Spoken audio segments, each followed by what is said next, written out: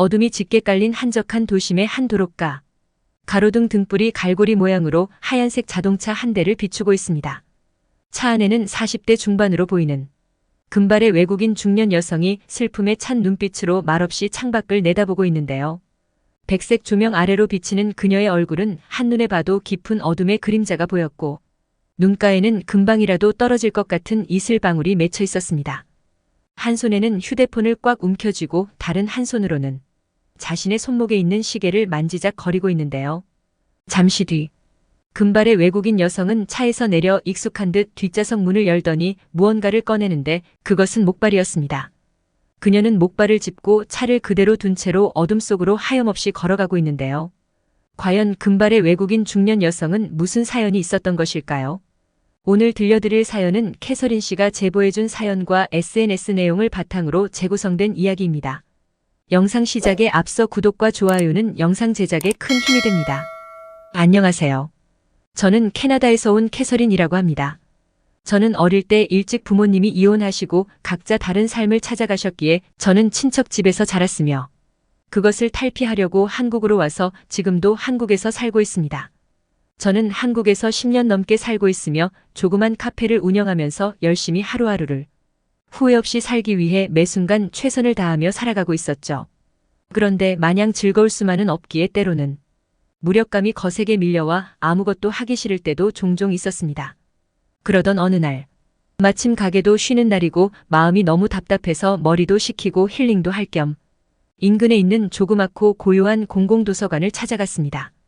아침 일찍 찾아서인지 도서관에는 저를 포함한 서너 명 정도밖에 없었습니다. 그날도 제가 찾고 있는 책을 고르기 위해 천천히 통로를 다니며 걷고 있었죠.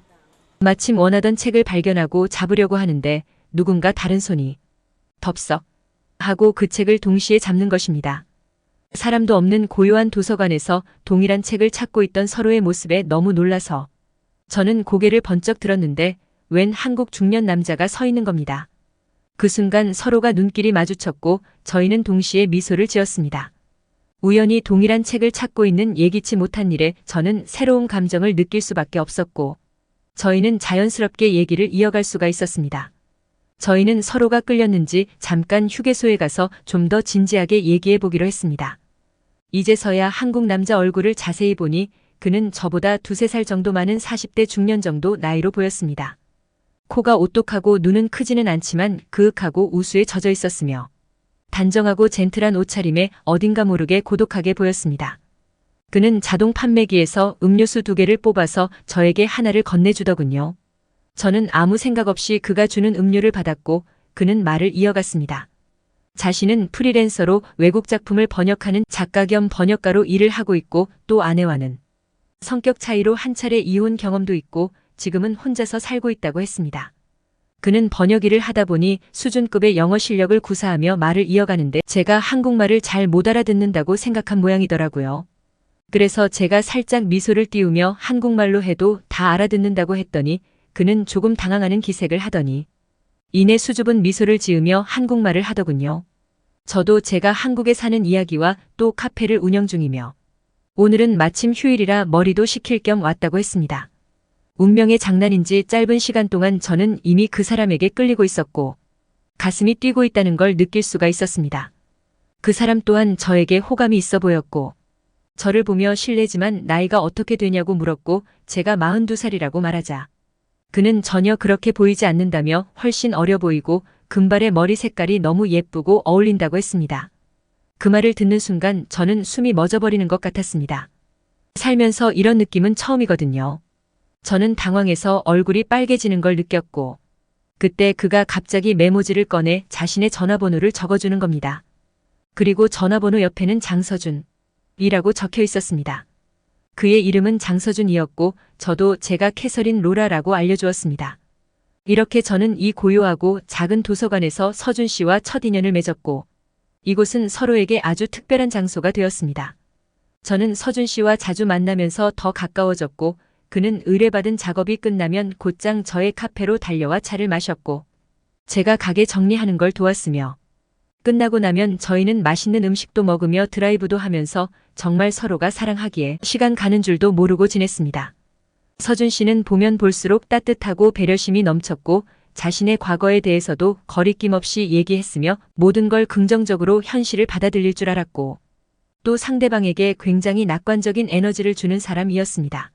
속으로 저런 사람이 왜 성격 차이로 혼자가 되었지? 라는 생각이 들 정도로요. 그러나 그것은 사람마다 생각하는 관점이 다르기 때문에 굳이 그런 건 생각하지 않기로 했습니다. 한국과 캐나다라는 국적은 달라도 아무런 문제가 없을 만큼 저와 서준 씨는 서로의 아픔과 배려를 잘 이해해줬고 서로 공통된 관심사가 있다 보니 더 빠른 속도로 가까워질 수가 있었습니다. 한날은 서준 씨가 시계를 하나 내밀며 선물을 하더라고요. 저의 하얀 손목에 어울릴 거라며 직접 채워주더군요. 보니까 너무 예쁘기도 해서 저는 그 시계를 한 번도 안 빼고 착용을 하고 있었습니다. 그렇게 저희는 잠시라도 떨어져 있는 것이 싫을 정도로 생활의 모든 부분을 함께 나누며 사랑을 이어갔습니다. 그러나 계속 행복한 시간만 있다면 얼마나 좋을까요? 눈앞에 벌어질 끔찍한 상황을 누구도 예상하지 못했으니까요. 운명의 시간은 저희를 돌이킬 수 없는 아픔과 상처를 주고 말았죠. 그날도 여느 때와 마찬가지로 서준 씨가 제 카페에서 차를 마셨고 같이 정리를 하고 데이트를 하기 위해 제 차에 올랐습니다.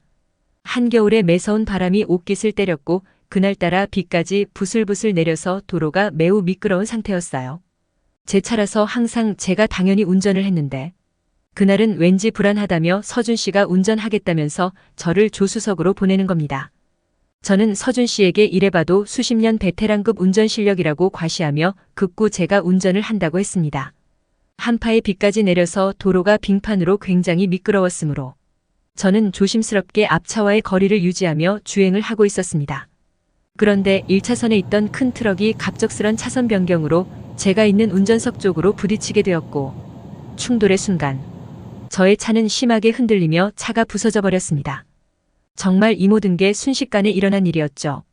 순간 저는 제 왼쪽 다리가 눌렸다는 느낌을 받았고 아픔을 느낄 틈도 없이 그만 정신을 잃고 말았습니다. 정신을 차리고 눈을 떠보니 제가 병원에 누워있더군요. 손에 무언가 느낌이 나서 보니 서준 씨가 제 손을 꼭 잡고 엎드려 있었어요. 서준 씨는 제가 3일 만에 깨어났다고 하더라고요. 저는 서준 씨에게 어떻게 된 거냐고 하면서 괜찮냐고 물었고 서준 씨는 자신은 조수석에 있어서 크게 다치지는 않았지만 제가 탔던 운전석을 들이받아 제 다리를 눌려버렸다고 하더군요. 그제야 저는 정신이 들었고 아래쪽 부분이 몹시 불편해서 물었더니 서준 씨는 말없이 눈물만 흘리고 있었습니다. 잠시 후 저는 수술을 하셨던 의사 선생님으로부터 충격적인 말을 듣고야 말았습니다. 저는 응급차에 실려서 병원으로 왔고 당시 상황이 왼쪽 다리가 처참할 정도로 부서져 있어서 괴사가 진행되는 상태라 도저히 다리를 절단하지 않고는 방법이 없는 상황이라 어쩔 수 없는 선택을 할 수밖에 없었다고 하셨습니다. 그 말을 듣고 있던 저는 지금 의사가 무슨 말을 하고 있는지 꿈을 꾸고 있는 건지 도저히 현실 파악이 되지 않았고 받아들일 수가 없었습니다. 그저 멍하니 천장만 바라보며 지금 내 앞에 벌어진 이 무서운 현실을 믿을 수가 없었고 인정하기도 싫었습니다. 모든 것이 꿈이라고 믿고 싶었습니다. 서준 씨는 그날 그렇게 날씨가 좋지 않았는데 끝까지 제가 운전하려는 걸 막지 못했다며 자신을 비관했고 차라리 내가 다쳤어야 했다며 절망하고 몸부림치며 괴로워하고 있었습니다.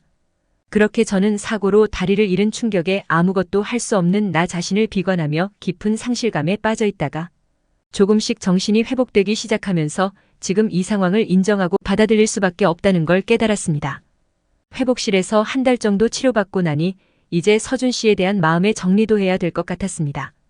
그는 단 하루도 빠짐없이 제 곁에서 저를 지극정성으로 간호해 주었고 단 한순간도 싫은 내색 없이 저의 손과 발이 되어 주었습니다. 저는 그런 서준 씨가 너무나 고마웠고 든든했지만 냉철하게 생각을 해보니 이제는 더 이상 서준 씨에게 제가 짐이 될 수는 없다는 생각을 했고 그를 자유롭게 떠나보내야겠다는 결심을 했습니다. 그래서 일부러 서준 씨와 눈도 마주치지 않았고 말도 하지 않았으며 일부러 차갑게 대하며 그를 제 곁에서 멀어지게 하려 했습니다. 저의 그런 마음을 눈치챈 서준 씨는 저에게 더욱 지극정성이었고 온갖 앙탈과 투정을 다 받아주었습니다. 그래서 어느 날 제가 서준 씨에게 말했어요. 제 몸은 이제 원래의 몸으로 돌아가지 못해요. 당신한테 아무것도 해줄 수 있는 게 없어요. 그저 짐이 될 뿐이고 더 이상 저 때문에 당신 삶이 망가지는 걸 원치 않아요. 제가 당신의 행복을 가로막을 순 없어요. 라며 이제 더 이상 병원에는 오지 말라고 했습니다. 상대방 과실이 100%라 저쪽에서 간병인도 붙여주고 병원비도 신경 안 써도 되니 떠나라고 말했습니다. 그 말을 하는데 애써 참으려 했던 눈물을 그만 서준 씨에게 보이고 말았습니다. 그러자 서준 씨는 저를 꼭 끌어안으며 당신은 여전히 나에게 소중한 사람이요. 다리를 잃었다고 달라지는 건 없어요. 우리 같이 이 어둡고 긴 시간을 함께 극복해 갑시다. 사랑의 캐서린. 하며 더욱더 세게 저를 끌어안는 겁니다. 순간 저는 아무 말도 할 수 없었고 어린애처럼 가만히 기대고 있어 버렸습니다. 이러면 안 되는데 하면서 말이죠.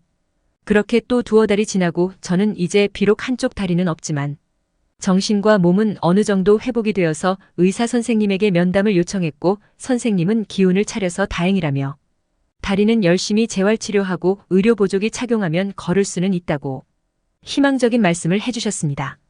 그날 밤 저는 이제는 정말 서준 씨를 보내야겠다는 생각을 했습니다.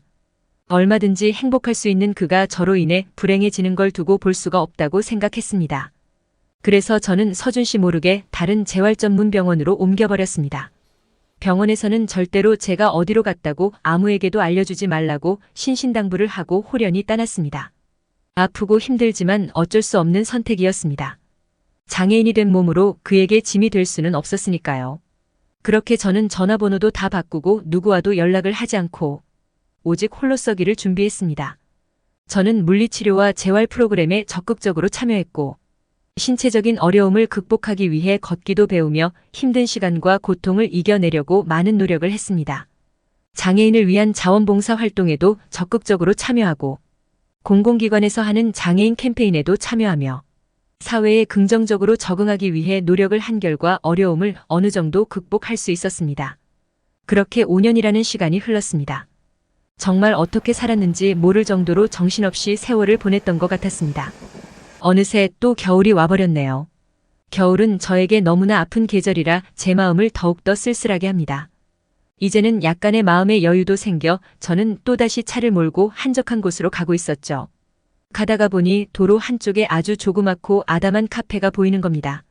문득 그곳에서 조용히 차를 마시고 싶다는 생각에 저는 갓길에 잠시 주차를 해놓고 뒷좌석에 있던 목발을 꺼내서 짚고 카페로 들어갔습니다. 뜨거운 아메리카노를 한 잔 시켜서 창가에 자리 잡고 앉았습니다. 어둠이 짙게 깔린 밤이라 창가에는 바깥 풍경은 보이지 않았고 카페 안쪽 자리에 웬 중년 남성이 앉아서 책을 보고 있었습니다. 그런데 저는 그 순간 갑자기 심장이 마구 뛰기 시작했습니다. 하는 행동과 모습으로 봐서는 분명히 그 사람 장서준이었습니다. 순간 고개를 돌리고 마음을 가다듬으며 밖으로 나가려고 급하게 목발을 잡으려당 그만 목발이 미끄러져 바닥에 땅 하고 소리내며 떨어지고 말았죠. 그 순간 그 남자는 고개를 들더니 제가 있는 쪽으로 천천히 다가오더니 저를 보고 그만 그 자리에 얼어붙어 버렸습니다. 우리는 서로 눈을 응시했고 저도 자리에서 일어나 나도 모르게 서서히 그 남자를 향해 발을 움직이고 있었습니다. 그 남자는 얼른 다가와 제게 손을 내밀어 부축해 주었고 아무 말 없이 부드럽게 손을 뻗어 제 얼굴을 쓸어주며 꼭 껴안아 주었습니다. 그렇게 우리는 서로 아무 말 없이 한동안 그대로 있었고 눈물만 흐르고 있었죠. 정말 영화 같은 이 상황이 믿을 수 없었고 함께했던 그 애틋한 순간들을 회상하며 서로를 말없이 느꼈고 새로운 장소에서 새로운 사랑을 맞이할 준비를 했습니다. 서준 씨는 제 귓가에 속삭였습니다. 당신의 잃어버린 한쪽 다리가 되어주겠소. 당신이 떠나고 한순간도 행복하다고 느껴본 적이 없었어요. 사랑해요, 캐서린. 저는 지금 저의 한쪽 다리 서준 씨와 함께 행복하게 한국에서 잘 살고 있습니다. 젊은 사람들이 보면 나이 들어서 주책이라고 할 수도 있겠지만 중년의 사랑은 더 애틋하고 달콤하다고 말해주고 싶습니다. 멀리 캐나다에서 한국까지 와서 우연하게 천사 같은 한국 남자 서준 씨를 만난 저를 응원해주세요. 제 얘기는 여기까지입니다. 시청해주셔서 감사합니다.